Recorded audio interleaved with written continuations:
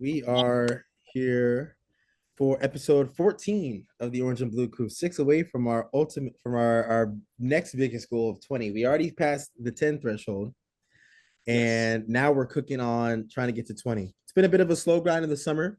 Some things have happened, but we have a lot to talk about. A lot has happened since our last episode, where of course we had our first ever live Woj bomb, which actually pertained to the Knicks. It ended up being, I mean, we were quite literally talking about the OG situation and what should we do, what could happen, what are the possibilities, and then literally in the middle of that whole segment, um, Woj drops the bomb, and OG remains a Knick, which is the best thing that could have happened.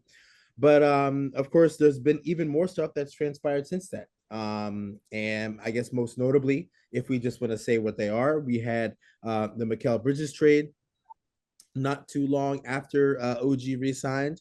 Then we had the draft where we got we picked up Pacome Daddier, Tyler Kolek, and the other big dude, I forget his name, but another big, I'm blanking on his Booty.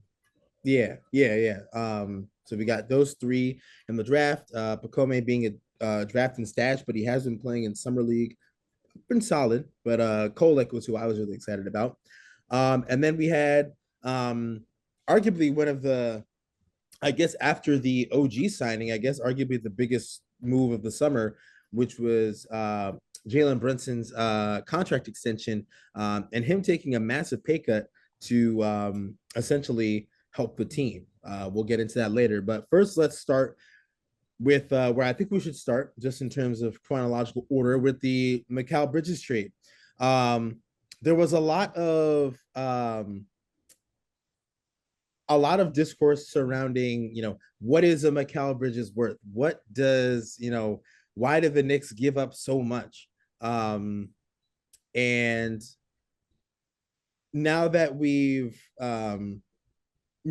had some time to sit on, the Bridges trade and the OG signing, how do you guys feel just about those two moves in particular, as far as just what that makes our team, now that it's been, some time?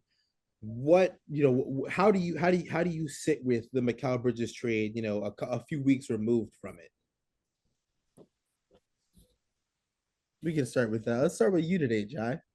Can we start with Dad for 1 second? I gotta do something real quick. Oh, go ahead. All right. No problem with me. How does it sit with me? Uh, Mikal Bridges trade, OG Anunoby signing. You touched on something talking about the Knicks gave up too much. There's always going to be that what do you call it? Monday morning quarterback that's always talking about what's going to make the team better. We should have done X, Y, or Z. I mean, realistically, you guys have heard me chirping the whole season about, us potentially getting Paul George. And I was willing to just, to take on that age, even pay exorbitant amounts of money for Paul George because his fit was ideal. He's a two-way player, a tremendous defender, and he's able to play second and even third fiddle. That's what we needed. It was going to be an experiment. It was going to be an expensive experiment with Paul George. In this particular case, it couldn't have worked out any better. You pick up a guy who gives you exactly what you need on the court. He gives you exactly what you need in the locker room. He gives you exactly what you need on the budget sheet, coupled with the fact that the whole team is behind sticking together. Paul George at some point, he gets unhappy, he leaves or whatever he's got to do. Then we're back to square one at the shooting guard position. I like Dante, but Dante was getting abused a little bit in the playoffs. He's a little too small in certain rotations, but we had to have him out there. OG Anunoby gives the Knicks the two best wing defenders in the league, hands down. Because if you look at OG Anunoby, you talk about what his impact on the game is, and then you compare him to other players around the league. First one's going to be on the list is like a Kawhi Leonard. The Clippers have Kawhi Leonard, and they can't even use him. So that, to me, I think what was it always D, your dad, I think he always brings up your best ability is availability. Kawhi Leonard's not available. Paul George may not be available. And OG Anunoby might not be available, but I'd take my chances with a 27-year-old as opposed to a 35, 33, or whatever Paul George or Paul George is. So I think the rotation is set at 7 or 8. We get a chance to go out there and put out a fantastic team, and it's essentially we pick up 2 new players, right? We lose one, we pick up 2 new players. We lose Hartenstein, we pick up 2 new players. We pick up Bridges, and we pick up Julius Randle. And that's one of the topics that we got to talk about later on is Julius Randle and his impact on the team, and all of these Monday morning quarterbacks talking about he needs to get traded. So I'm going to leave it at that. Jai, you're up.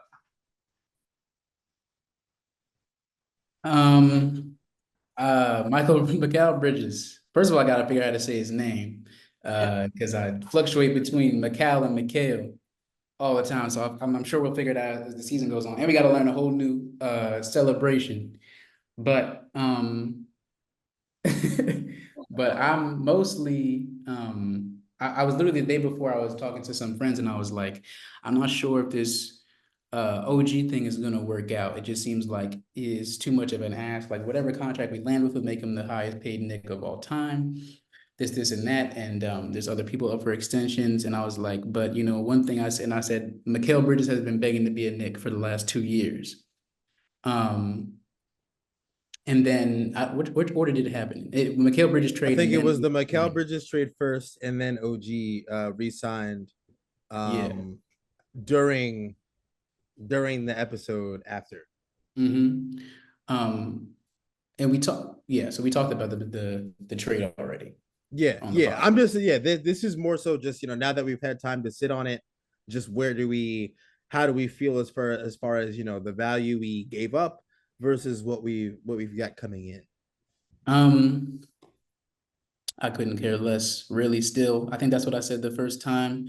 I've said it again. People at work are asking me all the time about that trade and about Brunson's extension, and I maintain the same thing every time. It's just like when you talk about fit organizationally, and when it was just Mikal, when I thought that was it, when I thought that we were going to have Mikal and have no OG, I was unsure with the fit. I thought we were going way too far into this Villanova friendship thing. And as soon as OG signed it, which I guess it seems like that was the plan the whole time, I was just like, okay, this is something different.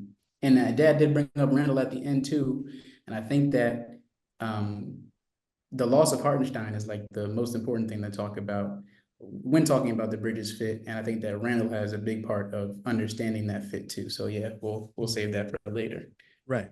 Well, you know, I just personally think, you know, now after sitting on it for a few weeks, I think what we have, and I was texting my buddy Dexter Henry about this, I think the Knicks have something that they haven't had in a long time, which is not overabundant, but like just a depth of talent, a depth of players that are actually good, that are actually pros. Like, I mean, just to reflect on, you know, the Kristaps years and the pre-Carmelo years. I mean, you maybe had 2 or 3 starters in the starting lineup even that you could say, oh, these guys are pros.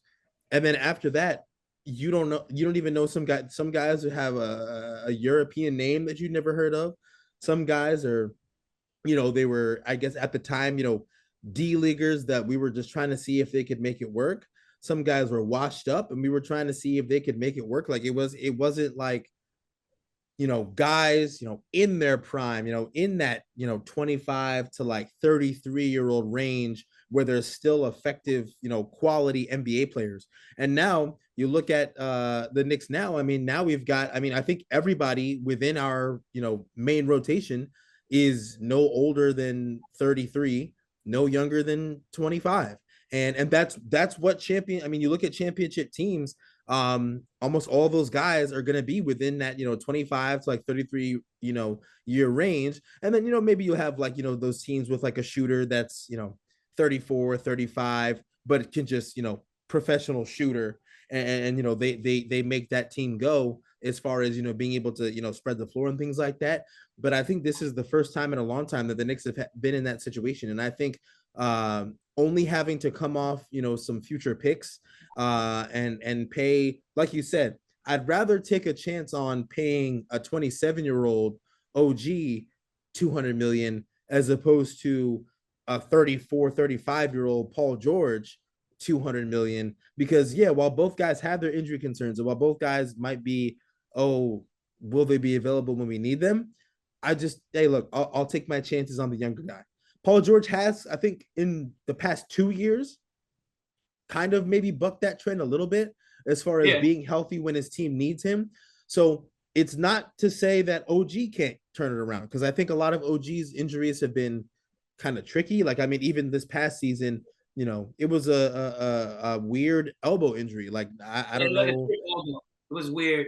Yeah, like I don't know how that even happened, and I don't know how he even re-aggravated it. But I mean, that being said, when we need him in the playoffs, he was there. And then unfortunately, the hamstring thing was just kind of, it just happened. Like, it wasn't like he, it's not like he doesn't prepare.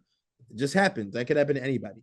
So, after sitting on it for a few weeks, I'm feeling really good about just where we're at, and just how good this team can be.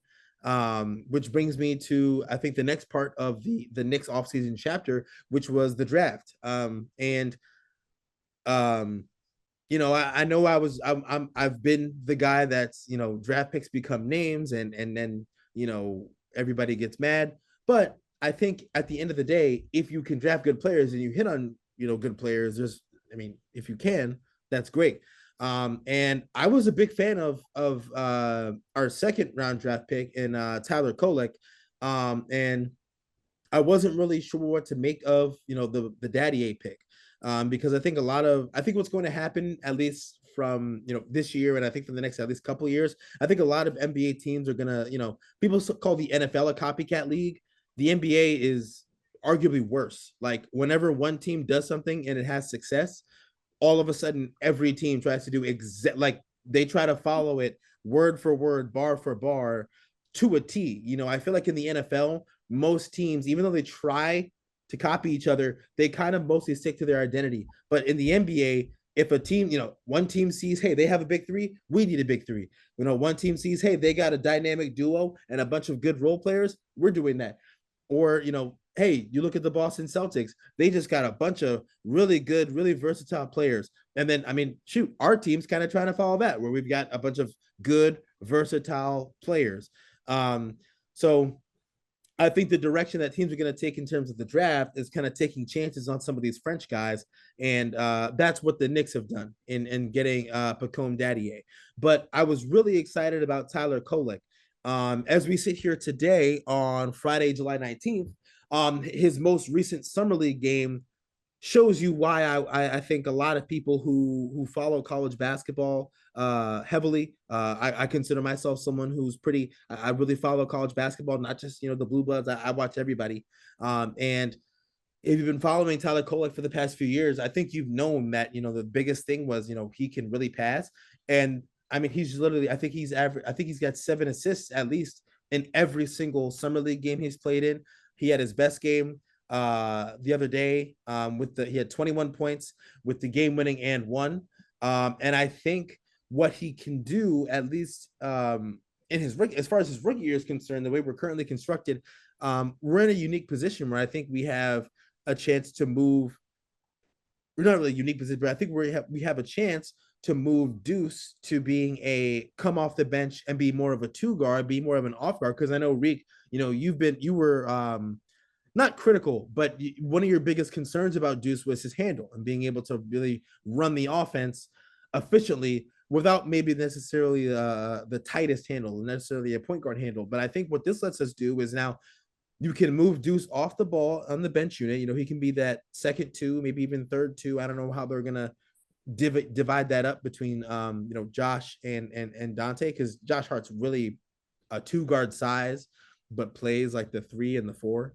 That's right. But Kolek now, even though I know we'll get to he who shall not be named a little bit later, but I was thinking before that happened though, I was thinking Tyler Kolek can be a great backup point guard, because we're not even asking him, like, he can literally average 0 points, but he's such a good passer. He's such a smart player. I think he's a very savvy player, and he's one of those white boys that has that, he plays with a little more swagger than, like, your typical, when you say, oh, how do white guys play? He plays a little more swagger, and he's got that flair to his game. And I think it's a really good compliment to Brunson, where, Brunson can take a seat, but, even if you're not going to get that scoring from the point guard position, you're going to get the offense is going to be really well run. So I was a big fan of getting him. What you're not going to get from Tyler Kolek, and I think that's why you won't see him much on the court this season, is defense. And that's going to be critical. And that's the same thing you're not getting from Brunson. Brunson, right? During the playoffs and critical junctures, he's in position. He fights hard, but they're hunting him out, and they would absolutely destroy Tyler Kolek on a defensive set in half court or wherever he is. He looks like he's little. He's little. But he's taller than Brunson, for what it's worth, I think. All the things you're saying are real. Like, the kid can really go. And plus, you mentioned like Blue Bloods. Dude won the Player of the Year in the Big East. That's pretty good. Going back to, forget his name, from Kansas, point guard, won the Player of the Year. Frank Mason. The league in the second round. What's his name? Frank Mason. Was it Frank Mason? Frank Mason, I believe it was. He won this Player of the Year. You're like, damn, he can't get picked. And it's been happening all the time. If they're short, they get to the second round and they end up, being guys, but you can't really keep them. You can't really hold on to them. We got a big in the who's Kevin McCullough too. Oh yes, I completely forgot Kevin McCullough, who I also like. He was really good. He was good at Kansas. I think he averaged 18, 6 and 4, just really, really good numbers at Kansas, but he was really hampered by injuries last year. And if you remember, there was actually a little bit of controversy because of he was missing time near the end of the season, but there was maybe a chance he could play in the tournament, but he didn't. And there were people saying, oh, he quit on the team. He's not a fighter, blah, blah, blah, blah.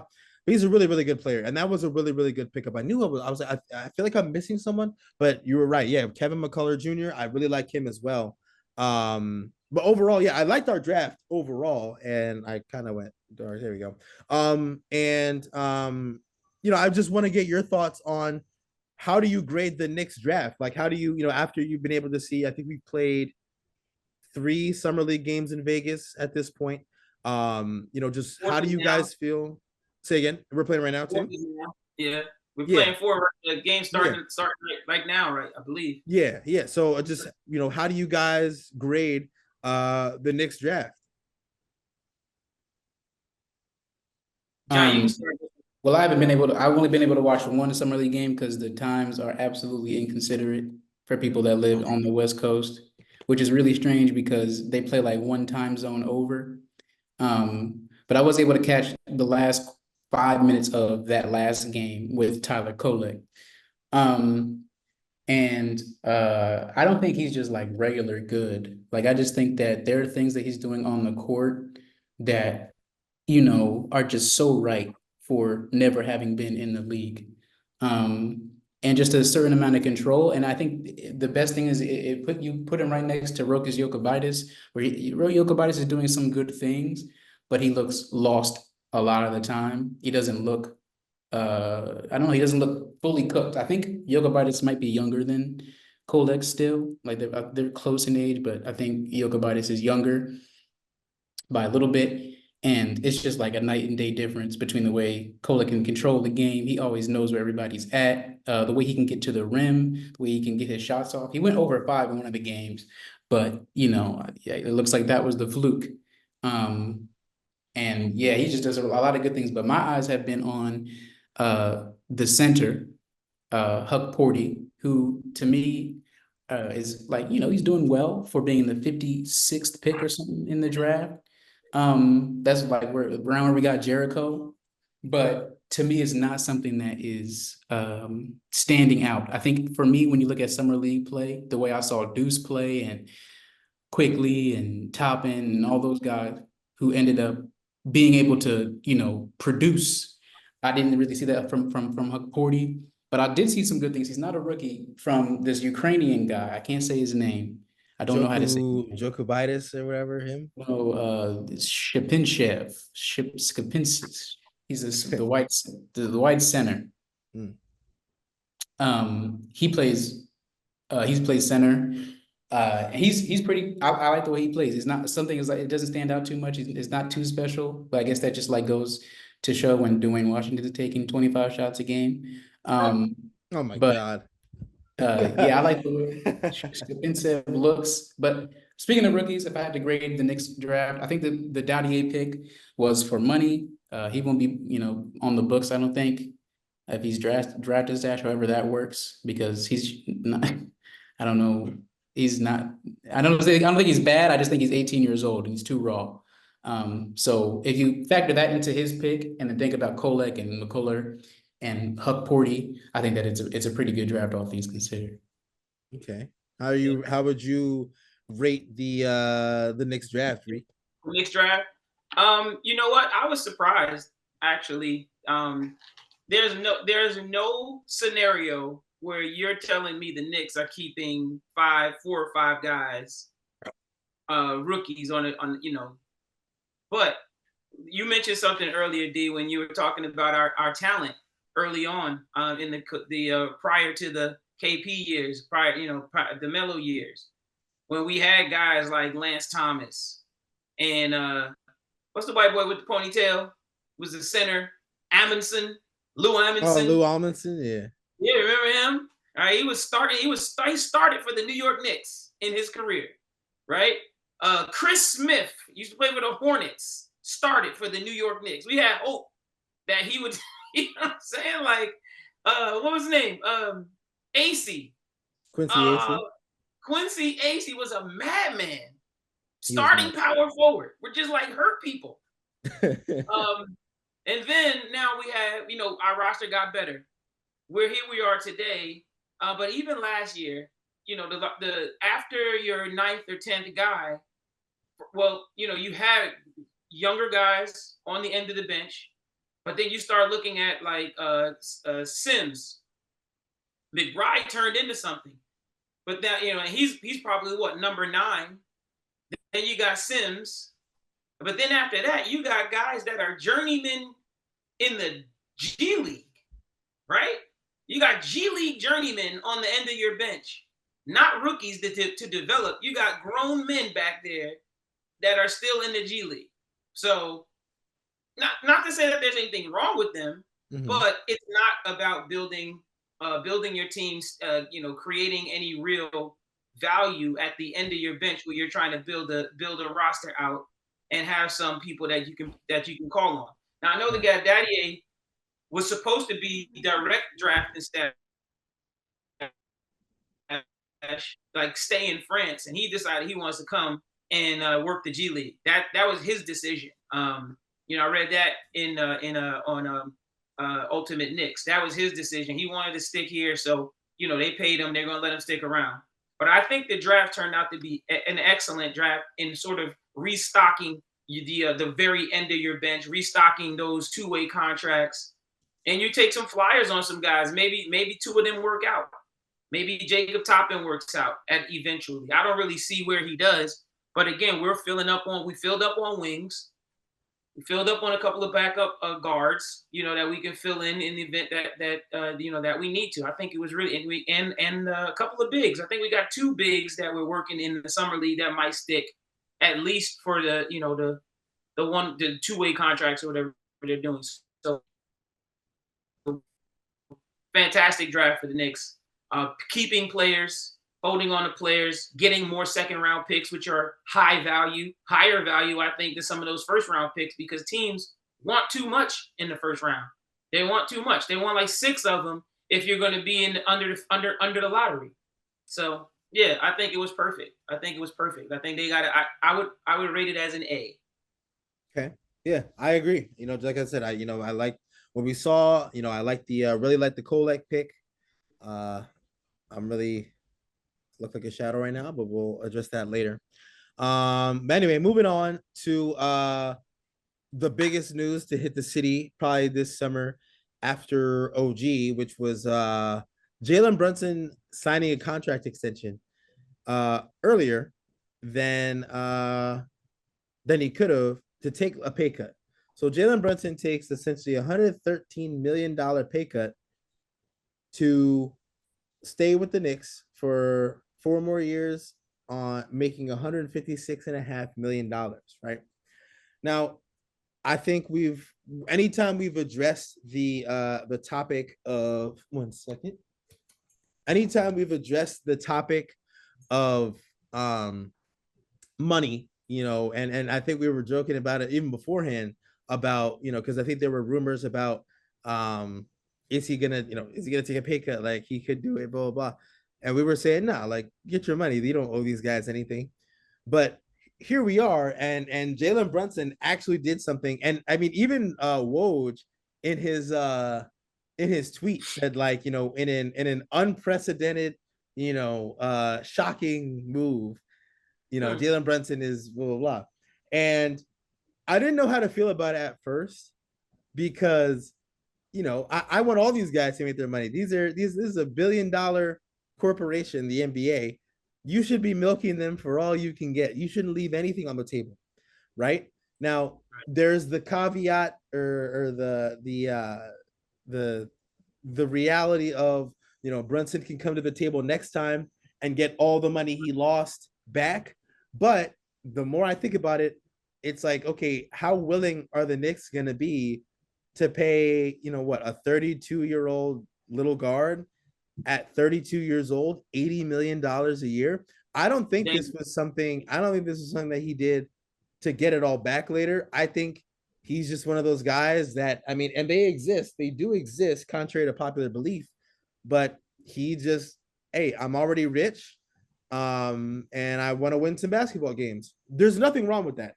I think we have to take a step back and realize that for as much as maybe we don't want these guys to feel like they're, folding under the pressure of a team and a $1 billion organization, or, even a team like the Knicks, which is, probably one of the highest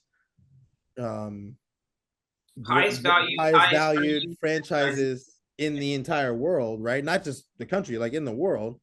I think we do have to realize that, look, there's some guys that are like that. Like, there's some guys who just want to, hey, I got money. Like, I don't need, I got 100 million. Why do I need? I have to interject here because there's one part of the Woj tweet that people were not paying attention to, or the thing that he was talking about. Jalen Brunson, at the end of this contract, after that will have been 8 years with the Knicks under his belt, given those factors, all these years, if he's a star, people love Jalen Brunson. He's going to be doing sponsorship, whatever. He's going to rack up all that money by 2028, whatever the year is, right?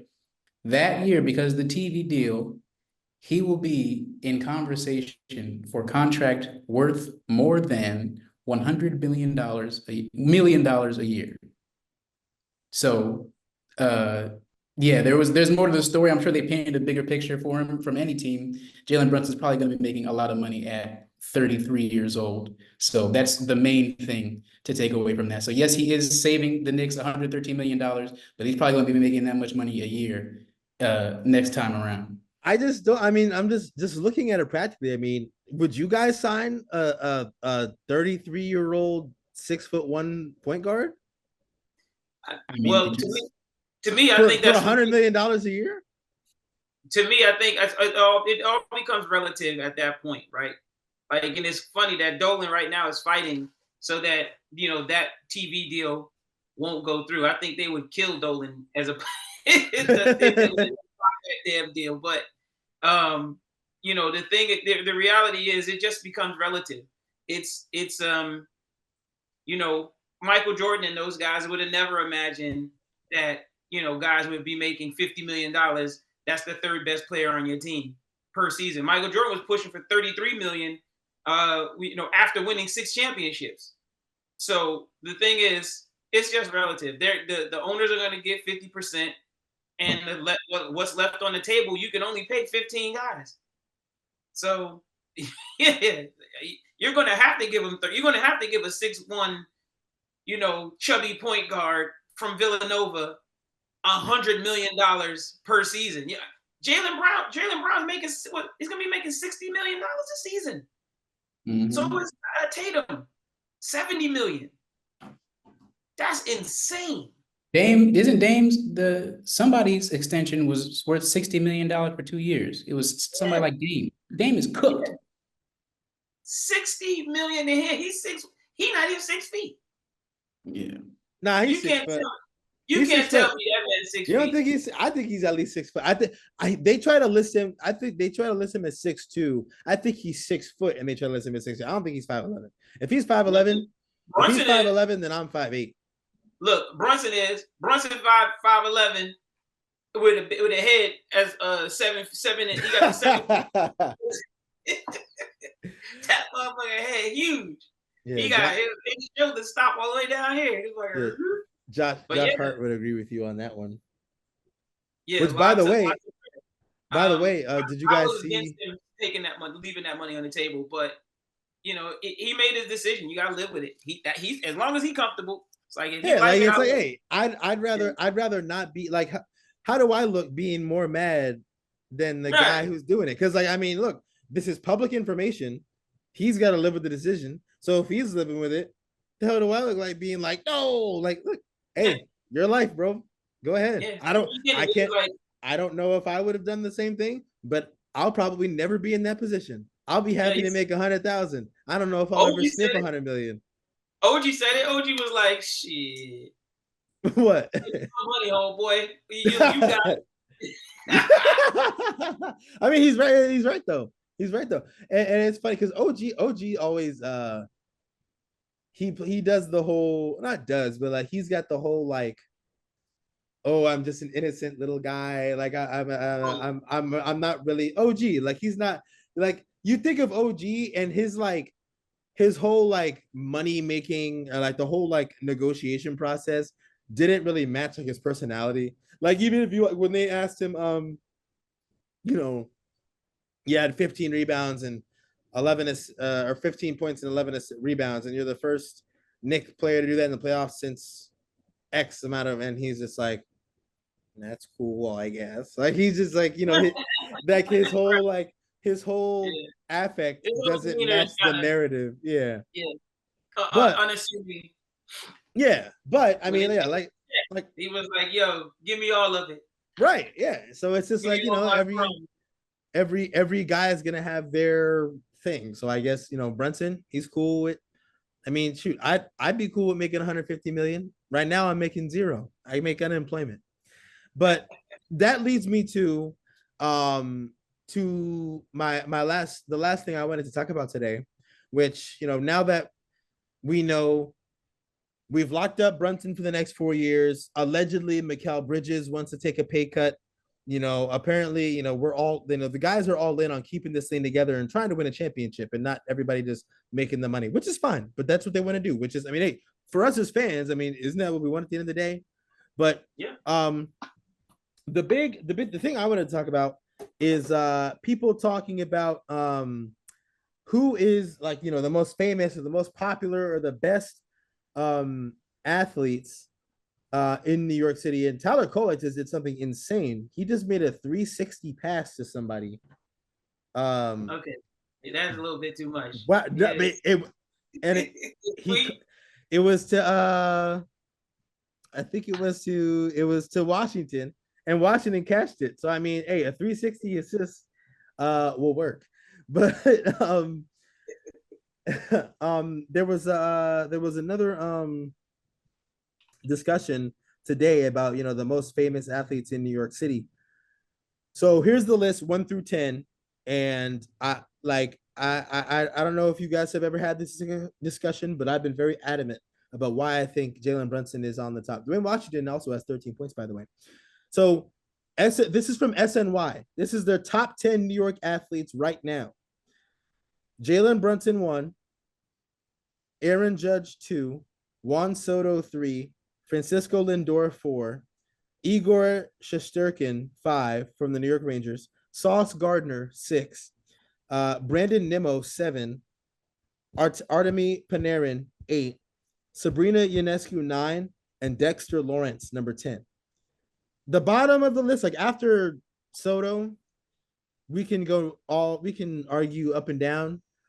But I just want to talk about the Brunson and Aaron Judge. I don't know if you guys are still baseball followers, baseball fans, but to me, it's Brunson. Like, is it not true that when you're the guy for the Knicks, you just get treated differently? Like, am I missing something, or is that the truth? No, when you're the best on the Knicks, you're the king of the hill. Guarantee, no holds barred. It's not even close. Even in seasons, but the Knicks have to be good, and they're good. So Aaron Judge can hit all the home runs he wants. He's not a Knick. He's not the best player on the Knicks. Yeah. I put it like this. I think Aaron Judge pays for all his meals, and he can't get reservations wherever he wants in New York. But I think Jalen Brunson he's got free reign wherever he wants, especially after this extension. So I don't think I don't know about Aaron Judge paying for his meals. Even without a World Series, I think Aaron Judge. The way baseball is right now, as far as like pop culture, if he wasn't as tall as he was, he'd be lucky if people knew who he was. I mean, that's Aaron Judge though. Like, you walk down the street and you see Aaron Judge, like everybody is like, "Oh my God, that's Aaron Judge!" Like, and if he wasn't, how tall is Aaron Judge? 6'7". Okay. If I was walking down the street, I would be quicker to think that Aaron Judge was Dwight Powell than he is Aaron Judge. I think you're the only person that I think you're delusional. I see what you're going at, but I think even non-baseball fans are hip to Aaron Judge, which says a lot, because baseball definitely, like, I remember when I was a kid, baseball was pretty well known. Like, you knew who baseball players were, like, guys. I mean, shoot, everybody played baseball. Now, kids don't even play baseball. They play lacrosse or run track or do other weird stuff in the spring. They don't play baseball like they used to. And especially in the summer, like, all the kids that play basketball, they're playing AAU younger. Like, I remember, I played my share of AAU and travel basketball, but in the summertime, I was playing baseball. Like, that was what you did. But now kids, like, they specialize in kids are playing flag football and 7-on-7 instead of playing baseball. So but even that being said, Aaron Judge is, like, people know who Aaron Judge is. Like, he's known. But I just wanted to make sure I wasn't crazy for thinking that, because somebody said Aaron Judge is a runaway number one. Just seeing he's at number 2 makes this list comical. But he's also a Yankees fan, and I'm like, look, man, I get you're a Yankees fan, but, like, there's being something about being the best player on the Knicks. I'm actually gonna different. Yeah, I'm gonna speak candidly here. Actually, like, I'm gonna be serious. There's, like, the casual NBA fan. There's still people who don't know who Jalen Brunson is. As, like, a casual NBA fan. I think the casual baseball fan, because of, like, the marketing of the league, like, I don't even follow baseball, but I guess they had, like, an all-star or something recently, and Aaron Judge was, like, on the cover for it. So, like, as far as MLB branding goes, like, I will say, I've seen a picture of it from my buddy Dex. He was just in Vegas for SNY. He was just in Vegas. And when you go to because they're playing at UNLV, if you go to the Mac Center, whatever it's called, if you go there right now, on the outside, there's a picture of, like, there's, like, the motto of, like, tomorrow's stars, play in the summer league or whatever. And there's a picture of Jalen Brunson when he was young, and a picture of Jalen Brunson in a Knicks jersey. So the league is marketing him. Okay. The league is marketing Jalen Brunson. And I mean, let's not forget this. Let's not forget the stretch he just went on. I mean, you do what he just did, people are good. Like you score 40 points, what, 5, 6 times in the playoffs in one postseason. People are gonna be like, hey, that guy's pretty good. Yeah, like, who's the guy from New York that scores all the points?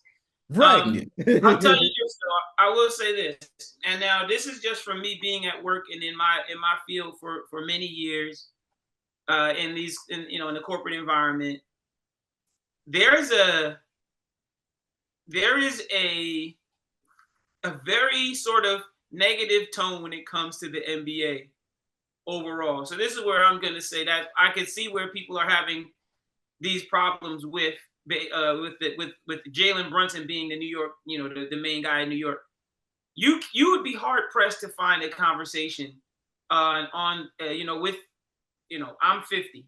So guys my age, right immediately below, like in their 40s and above, every conversation they always talk about, oh yeah, I don't really watch NBA basketball. I don't watch NBA. And I don't know what the reasoning is behind it. Every time they just say, oh, it was better in the 90s. I got to think there's more to it than that, but there's a collective sort of groundswell, almost like a boycott of the NBA. So I could imagine that people love baseball. Certain people love baseball so much that they can't even imagine that a basketball player would be higher in any pecking order than a baseball player because they hate basketball that much. You got to consider, you got guys that are, like we talked about earlier, making $60 million per season in basketball.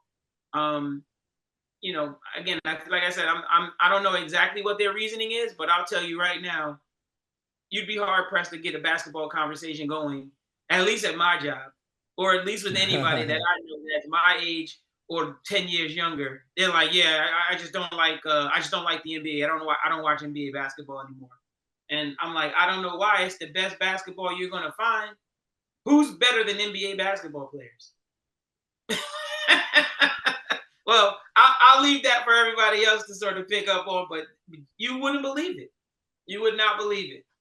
So, yeah, I can see where you would get an argument, but Jalen Brunson right now, if Jalen Brunson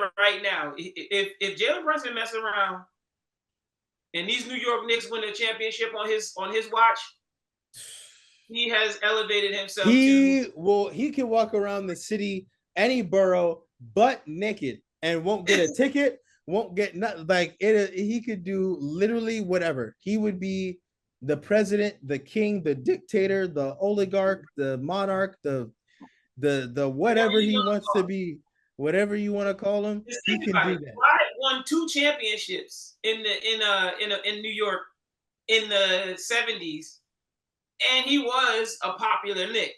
But right now, he's not even regarded as the greatest Knick. Right?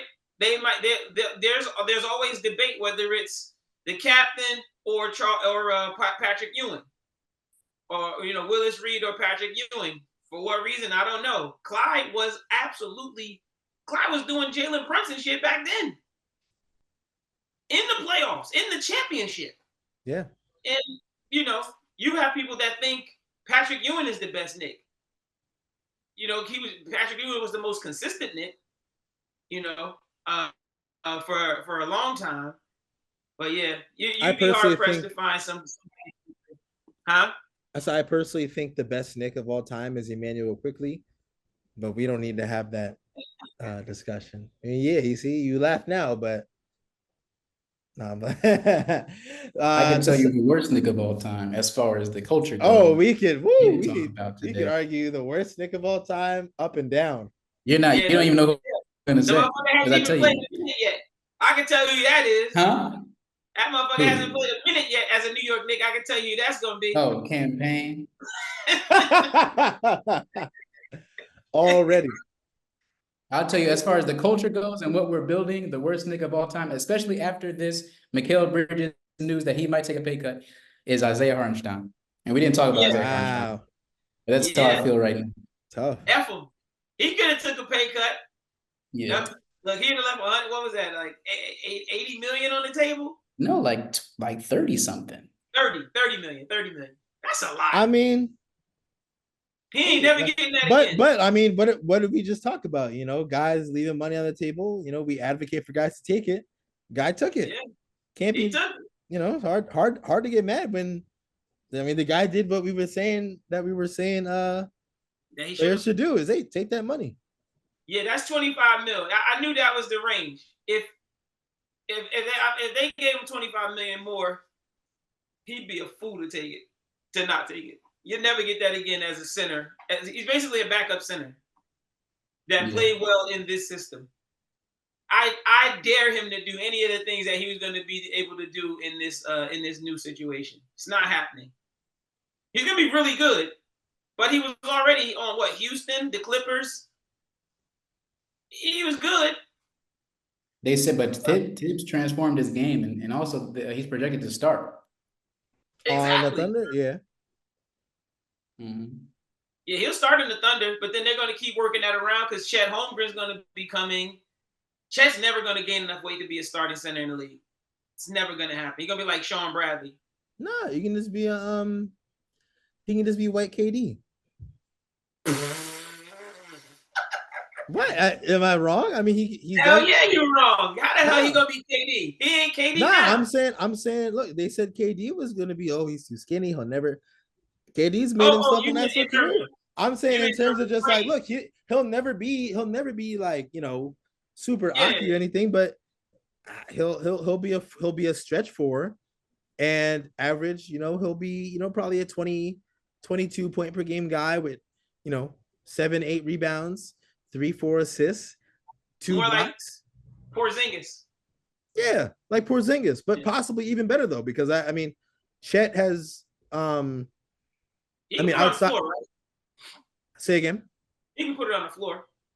Yeah, like Chet's basically he's from that KP mold, except I mean, this past season he was healthy. I don't recall him being out for a particularly long stretch. I mean, obviously he had that the broken foot that it has a name for it too. I'm forgetting the name. Yeah, but it's happened to it's happened to a lot of football guys recently too. I forget the name of the bone, but like that happened to him his rookie year, but he was mostly healthy this past season. So if he can stay healthy, I think he can be an even more maximized Kristaps, which is pretty. I mean, you see how effective it is for the Celtics. That can be effective for anybody. It's called the list Frank. Yeah, list Frank. Yeah, list Frank. Yeah, that happened. I think we should dedicate some time to on here too. This is not Nick related. Go ahead. But it's basketball related, and it's utterly disrespectful. And maybe you guys have more insight on it than I do, but Dwight Howard. We talked about somebody who was like skinny and then just bulked up. And why is Dwight Howard not on the top 75 players of the NBA history? Like, why didn't he make that list? Does anybody know? Because I don't know. I feel like, I mean, especially when you win an MVP, because he won MVP, right? Did he win MVP? I know he won Defensive Player of the Year 5 times. He never won MVP? No. They had to put guys like Bob Pettit on there, so some people had to get. And Reggie Miller. How the fuck Reggie Miller make the top 75?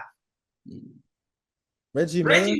I don't know what Reggie Miller. I've been telling people for years. Reggie Miller is one of the most overrated basketball players in the history of the NBA. Like, so Joker averaged 17 points a game. That's a bench player. I just don't get the Dwight Howard thing, man. Dwight Howard, he came in second in MVP voting in 2011. I thought he won. I don't know why. I thought he won one. But yeah, Dwight Howard was like that. People just see. He was incredible. We have an issue in today's society where when people start to see the side of somebody they didn't really know before or they didn't really see before, they start to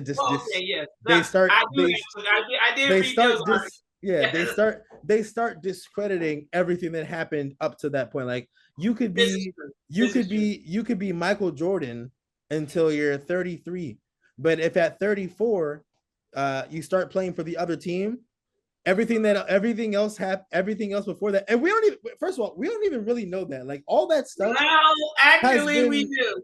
We actually I thought it was so convoluted. do. It was confirmed. I thought it was more convoluted than that. Listen, confirmed. Now that I'm thinking about it, confirmed that there are actual allegations against this man. Yeah, but they're just allegations. No, he corroborated. He corroborated. He Right. is like he definitely. Well like then there's like my you point. said, That you can You still shouldn't take him off the 75. I mean, but like I said, you can be Michael Jordan, LeBron James, Kobe Yeah. from 18 to 33. But if at 34, it turns out if we caught you in 4K doing something that we don't approve of, oh, you're gone. What do you mean? What do you mean you won a championship? That's news to me. He was terrible. Yeah, he was actually horrible. Dwight Howard was bad. This guy sucked. Like, nah, come on, man. Pause. All right. I think on that note, we're gonna I think we're gonna get out of here. But this has been another episode of the Orange and Blue Crew. Myself, Jai, and Reek. Thank you for watching. Leave a comment, leave a like. We're just trying to talk all things Knicks. Hopefully we'll get my man Dex on here one of these days from SNY to talk about the Knicks, because he's been able to, like I said, he was actually able to go to Vegas and watch the Summer League squad in person, which I think would be some valuable stuff there. And yeah, thank you for watching. We'll catch you all next time.